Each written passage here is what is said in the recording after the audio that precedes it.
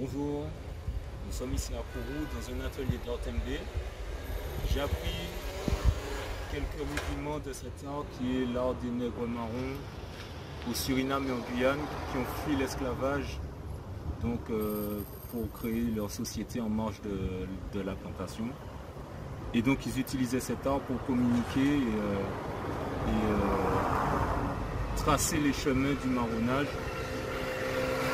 Et donc j'ai appris quelques rudiments comme je disais et j'apporte ma petite touche en dessinant des personnages historiques africains, des personnages historiques noirs pour enseigner aux jeunes et aux moins jeunes ici en Guyane les différents personnages noirs qui ont été importants pour les luttes africaines et ce sont des personnages qui sont à connaître.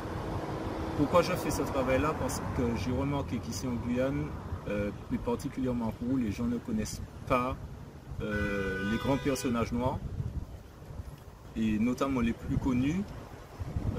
Ici on a par exemple un personnage qui sera évident pour beaucoup d'entre vous, mais malheureusement ici ils ne le connaissent pas et ils ne vont pas chercher à savoir qui c'est. Donc voilà, j'essaie de promouvoir l'histoire africaine à travers l'art de la même façon que quand j'écris des ouvrages, c'est également pour contribuer à l'éveil des consciences et donc l'apprentissage de l'histoire africaine. Ici par exemple on a un guerrier Bushinengue avec les différents groupes qui ont émergé à partir du XVIIe siècle. Donc on retrouve les 6 principaux groupes des Bushinengue ici en Guyane. Donc j'ai réalisé ce tableau il y a 2 mois. Ici on a Assata Shakur, la femme noire la plus recherchée par le FBI dans les années 70. Ici on a Thomas Sankara, premier président du Burkina Faso. La patrie ou la mort nous vaincrons.